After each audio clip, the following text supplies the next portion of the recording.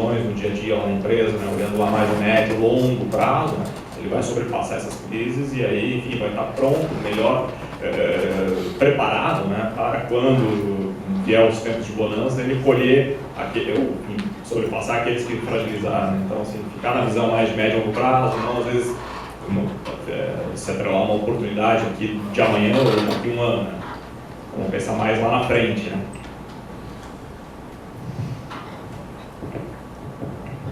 Bom, o que eu tenho a dizer em termos de projeções na prática, assim, que a gente lida no dia a dia? As projeções dependem muito do modelo econométrico que você vai usar, as premissas adotadas, e aí o seu feeling de que o valor final, que é o que quando você entrega o trabalho lá para o empresário, para o empreendedor, ele vai direto naquela folha, ele tem que ser coerente, ele tem que ser algo palpável, apesar da subjetividade. Então, se você... eu gosto muito de utilizar no meu trabalho o PL, Patrimônio Líquido Ajustado. O que ele traz na análise?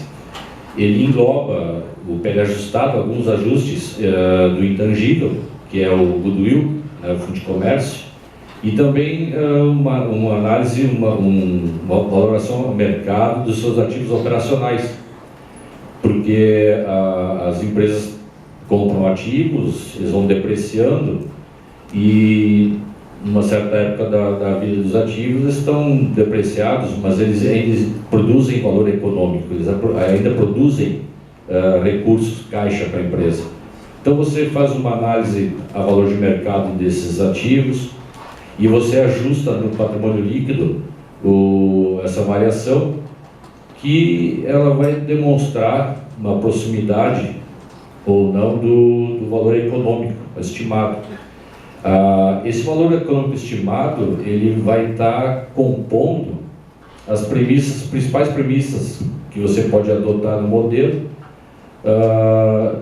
e também os cenários que você criou, porque eu costumo, na prática, criar cenários para poder mitigar diminuir a força do risco, para que crie uma faixa de valor onde haja uma certa maleabilidade de decisão. Se o empresário, o comprador ou o vendedor tiver uma faixa de valor mínimo e valor máximo, que ele vai estar atuando dentro dessa faixa e aí vai conseguir mitigar aquele risco de dar certo ou não dar as projeções, porque daí você consegue uma análise mais aproximada do negócio, porque você esteve lá com os interessados, com a parte dos interessados, você tem uma ideia do que aquele negócio pode valer, você já fez a análise de mercado, de preços comparáveis, você já estudou o mercado de atuação, estudou a empresa pelo menos 5 anos passados. Eu sempre digo, os anos pretéritos falam bastante, né? O tipo de administração da empresa também é importante. Tudo isso gera incertezas. Quem vai ficar na empresa depois? Como vai ficar a gestão? Então, essa subjetividade das projeções, ela tem que ser bem tratada, e as informações aí que a gente tem no mercado de inflação, de PIB, elas oscilam diariamente, mas você vai ter uma média boa de cálculo. Então, claro que tem que ter paciência e tem que ter criatividade, né, para poder, no teu resultado final, você ter um trabalho coerente, um trabalho que realmente deixe confortável você que vai assinar o trabalho, que você consiga debater ele e justificar o preço. A partir do momento que você justificou, as suas premissas adotadas, elas vão estar coerentes com o mercado, porque muitas vezes você se depara com vou te dizer, vontades alheias à vossa capacidade de fazer com que um país que nem o Brasil seja um paraíso. E aí você não pode né? Você não consegue, então tem que saber lidar com esses percalços, né? No valuation. Perguntas abertas? Eu tenho duas perguntas, na verdade, eu acho que pode se encaixar. Questão de nome da empresa para o valuation, como é que vocês trazem isso dentro da avaliação, sendo ela nacional ou internacional, qual que vocês traduzem de importância para o valuation disso? E também dentro de uma startup, por exemplo, que busca um investimento, seja de qual tamanho for, o valuation que vocês trazem a ela, como vocês fariam uma avaliação disso?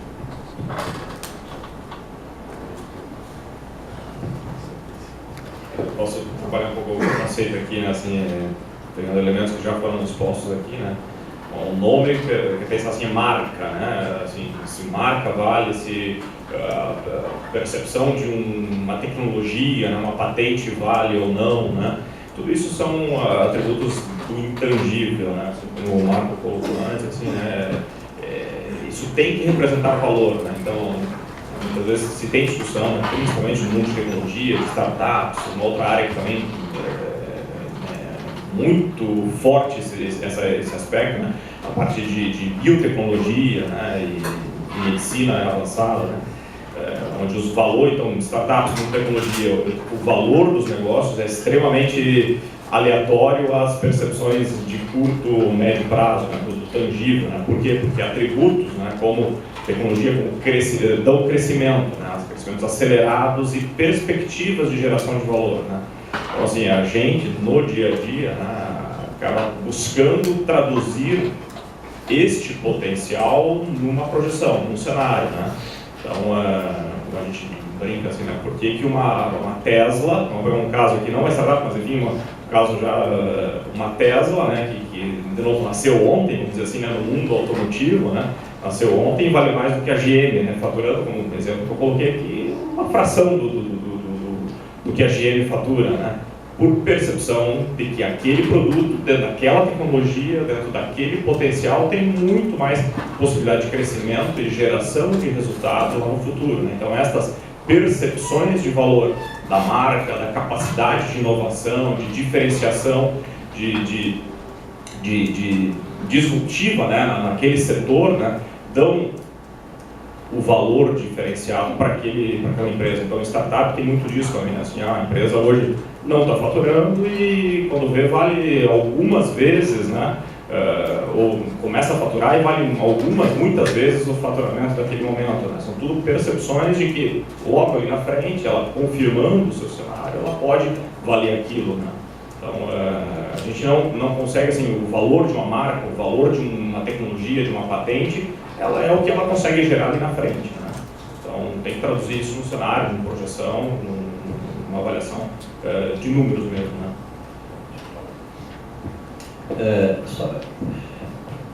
Eu concordo inteiramente. Se tu tem uma marca, se tu tem um nome, se tu tem uma patente, o que quer que seja, em algum momento isso tem que se transformar em perspectiva de crescimento e geração de resultado. Eu sempre lembro, em 1999, tinha um sujeito que foi me visitar no fundo de pensão e disse assim: Marcos, você tem que descobrir, com essa bolha da internet, você tem que entender que você tem que abrir sua cabeça, porque o método de precificar uma companhia é completamente diferente de tudo que você já viu até hoje. Aí eu olhei para ele, na época, para vocês terem uma ideia, qualquer coisa que tinha .com, você abria o capital por 12, 13 vezes o patrimônio líquido que você não tinha. Era bem assim, foi uma bolha e você vendia isso na bolsa americana, na Nasdaq, e faturava horrores. E as pessoas estavam querendo achar valor em qualquer coisa que tinha .com, porque no Brasil na época nem tinha tanto .com assim. Aí eu disse para ele assim, e ele querendo me convencer de que eu tinha que comprar uma companhia, porque ela tinha .com e ninguém sabia direito o que ela ia fazer. Pronto, uma companhia que vendia chás pela internet, comprou uma propaganda toda. Eu disse, bom, tudo bem, eu aceito rever meus critérios de precificação. Se você descobrir outra maneira de eu pagar a aposentadoria, se você descobrir uma outra maneira de eu pagar a aposentadoria para essas pessoas que põem dinheiro aqui, que não seja dinheiro, eu aceito precificar a companhia por outra coisa que não seja capacidade de geração de caixa. Simples assim. Você volta para casa, você é o vendedor dessa espada, volta para casa, pensa bem como é que eu pago a aposentadoria, se é horas grátis de internet, se é chazinho para o aposentado, o que eu devo entregar para o aposentado lá na frente, quando ele vier olhar aqui e perguntar, essa companhia gera caixa? E eu falo para ele que não gera, porque eu comprei uma companhia por uma metodologia de precificação inovadora. O cara, obviamente, nunca apareceu mais na minha frente, né? 4 ou 5 meses depois, a Nasdaq desabou e todas as empresas que não tinham fundamento e que não geravam caixa foram todas para o lixo. Alguns bancos americanos, mesmo se considerando inocente, pagaram multas enormes para a CVM americana, multas espontâneas. Então tem um banco famoso aí, que foi lá e pagou uma multa espontânea à CVM americana, porque ele era inocente, de 300 milhões de dólares. Mas ele era inocente, né? Então, naquela onda de vender companhia. Então, como o banco era inocente, ele foi lá e pagou uma multa de 300 milhões de dólares espontânea para a CVM. E continuou operando. Mas, enfim. Então, tem como precificar? É difícil? Mas você tem que pegar na capacidade de geração de caixa. Eu sou bastante pragmático com isso. Eu não, né? As pessoas que eu leio, né? O Damodaran diz o seguinte: há 2 maneiras de você comprar uma companhia. Uma das maneiras é a teoria do idiota maior, você paga um preço apostando que você vai encontrar o idiota que paga um preço maior que você. Ele escreveu isso num livro chamado Dark Side Valuation, que nasceu bem nessa época. A outra forma é você olhar para a capacidade de geração de caixa da companhia.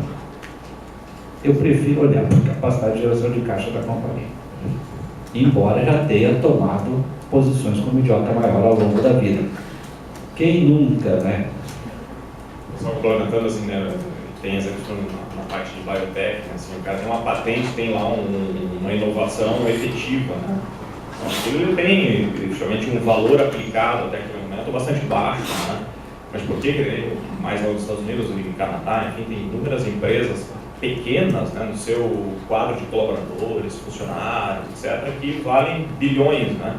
Porque a lógica é sempre aquela, né? Uma tecnologia, por exemplo, na área de saúde, né?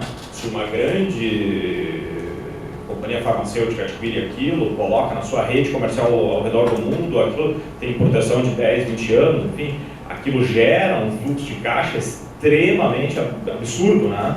Então, às vezes essa patente, essa inovação aqui que está, vamos dizer, na nossa barba, ou enfim, em algum lugar muito próximo aqui, pode valer efetivamente algo assim impensável, né? Mas tem uma racionalidade por trás, né? Às vezes na ótica do comprador.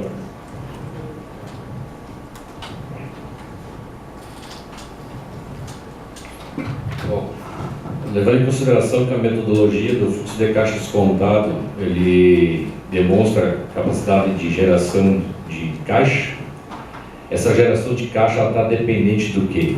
De todos os ativos operacionais envolvidos. E aí se traz ativos tangíveis e intangíveis. Por quê? Se você tem bons ativos tangíveis, mas a sua marca ela não diz nada, ela não tem força no mercado, a geração de caixa tende a ser menor. Aí você vai dizer o quê? Quando a gente faz a avaliação e discute com o empresário, ele sempre pergunta, mas é minha marca? Não. Você gerou um valor superior dos seus ativos operacionais. Você gerou um valor maior daquilo que você investiu. Essa diferença é o intangível. Então você está englobando a força da vossa marca nesse resultado. Tira a marca, será que você consegue gerar aquele mesmo valor? Na questão das startups, você também pode criar um valor a partir do investimento necessário e a participação acionária que você quer do investidor. Você gera um valor, um valuation rápido do que vale aquele negócio. Claro que você vai ter que depois balizar isso com um valuation, geração de caixa, geração de valor, para corroborar esse valor, para ver se ele realmente é coerente, né? Mas você tem como fazer e, a partir do princípio que a metodologia do fluxo de caixa, ela é estimativa de valor, você vai ter tudo englobado sem problema nenhum. E o que é, às vezes, complicado é as pessoas entenderem isso, né? Que ela precisa dos seus ativos. O que são ativos operacionais, né? Nós temos que ver o seu maquinário, o produto, o nome do produto, enfim, a fórmula, capacidade de inteligência da sua equipe, de engenharia, canal de distribuição. Você tem vários ativos aí, você tem o poder da marca. Então, se você tiver uma empresa fraca em geração de valor e também com uma marca que ela não é representativa, você vai ter um resultado, mas ele está englobado dentro dessa estimativa de valor, preferencialmente. Dentro dessa mesma conversa, tem uma empresa que hoje está gerando um debate, que é o abertura de capital da Uber, porque é uma empresa que está sendo avaliada a valor muito alto, porém, nos últimos, desde que ela começou, ela nunca teve lucro, ela dá prejuízo atrás de prejuízo, e ela tem muito caixa para ampliar o negócio dela. Eu gostaria de, talvez, se há uma irracionalidade no mercado, talvez por uma superprecificação das ações de startups, ou se há uma coisa nova que nunca aconteceu antes, enfim.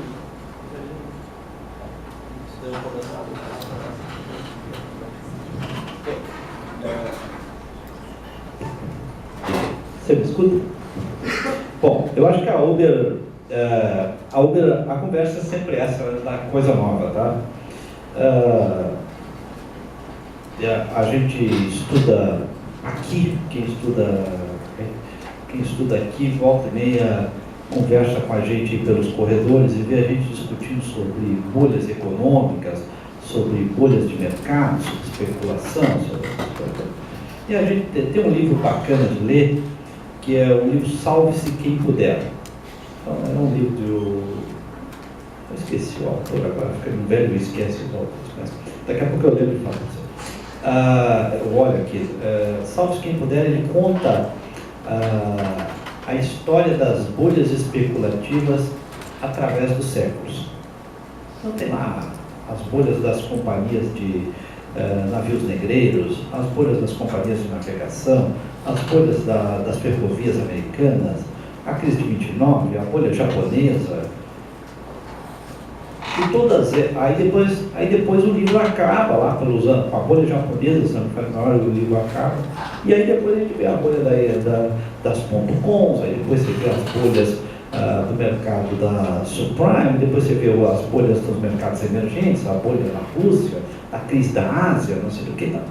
Todas as bolhas têm sempre a mesma característica. Em algum momento a gente perde a irracionalidade e acha que as coisas valem mais do que gera caixa. Então a Uber, a gente fica meio deselegante falar da Uber ou da Cabify ou de qualquer outra. Então, a gente vive um momento que qualquer coisa que não tem ativos e gere uma participação de mercado enorme, vale um monte de dinheiro. Esse é o conceito entre todos nós aí. Em algum momento isso nós vai ter que dar dinheiro. Em algum momento, ou nós vamos, porque senão nós vamos entrar naquela questão da piada, tá certo? Da piada do bairro do Brás. Então, num determinado momento, lá no bairro do Brás, tinha uma lata de atum. Uma lata de atum no bairro inteiro. E todo mundo comprava e vendia aquela lata. Com uma lata só e um monte de gente querendo comprando, o que ia acontecer com o preço da lata? O jardim do vizinho é sempre o mais bonito, né? Então, todo mundo queria ter a lata, então cada um pagava o preço cada vez maior. Um certo dia, Um italiano com fome pegou a lata de atum, abriu para comer o atum. Estava estragado. Pô. Aí ele chegou lá e falou, você vendeu uma lata de atum estragada. Mas, puxa, você abriu, essa lata de atum não era para comer, era só para a gente negociar entre nós. Pô. Então, eu te digo assim, né, eu fico curioso para olhar no futuro e ver como essas companhias vão gerar caixa. Se elas não gerar caixa, nós vamos criar mais um capítulo de um estouro, de uma bolha especulativa. Nós vamos criar mais um capítulo. Então, dentre os tantos, e a gente que estuda economia e finanças, a gente sabe, a vida é cíclica. Não há mal que nunca acabe, não há bem que nunca termine. Né? Então, a vida é cíclica. Então, em algum momento, nós vamos olhar para esse troço. A gente viu aqui, e aqui no Brasil, uma vez tentaram convencer a gente que tinha uma companhia chamada, como chamava aquilo? Globo Cabo, que a companhia vinha do mercado, captava dinheiro, negociava um monte de dinheiro, fazia parte do índice Bovespa e não gerava EBITDA. Um certo dia os caras começaram a olhar, esse troço não gera EBITDA. E aí a companhia não parou mais de cair de preço. Né? E os caras, não, você vai lá e compra uma vez, não, no futuro vai gerar. Não é no futuro vai, um dia esse futuro tem que virar de verdade. Ou senão a gente vai criar a teoria da bolha especulativa da lata de atum. Né? Nós estamos negociando entre nós e é o que a gente não quer receber dividendo. Isso é um contrassenso ao espírito da teoria financeira. Não, sem dúvida é uma questão muito instigante e intrigante, assim, né? Tu analisar e entender essas dinâmicas, né? E, sobretudo, que o Marco tem que gerar caixa em algum momento, né? Mas o fato é, né, que assim, a gente está num momento em que, digo assim, se a gente pegar esse horizonte, né, dos últimos 5 anos, dos próximos 5 anos, né, que tecnologia é, sem dúvida, né, não tem volta, né, assim, essa entrada de tecnologia nas nossas vidas, né, não tem volta, né, muito diferente talvez do que lá em 2000, né, a gente teve, final dos anos 90, início dos anos 2000, né, a onda do .com, né, assim, acho que o mundo não estava preparado ainda para aquela virada e as empresas também não estavam, né, para fazer aquela isso que houve, mas acho que agora a gente está realmente num outro ambiente. E aí quando a gente olha as empresas, vai desde as startups aqui, empresas nossas aqui, que valem dezenas de milhões de reais, empresas do Brasil que já valem bilhão, né, os unicórnios, né, e quando a gente olha lá então, para os cases mundo afora, né, o Uber da vida, né, que ainda não tem caixa, né, assim, a gente fica meio instigado a entender, mas o que a gente tem analisado assim, é que por conta deste ciclo, né, de adoção de tecnologia, né, assim, o mundo tem permitido e as empresas estão aptas, né, a traçarem trajetórias de crescimento extremamente audaciosas, né, que em setores tradicionais seria improvável a gente conseguir. Né? Assim, uma empresa em poucos anos está em centenas de países, não sei quantos países a Uber já está hoje. Né? Isso é uma trajetória de 5, 6 anos. Né? Então, em setores tradicionais não conseguiria, né, ter essa gestão, ter uma empresa lá produzindo, comprando matéria-prima, vendendo, canal comercial, e a tecnologia permite essa escala extremamente rápida. Então as empresas gastam dinheiro, consomem dinheiro, têm fluxo de caixa negativo para suportar o quê? Uma trajetória escalável em marketing. Né?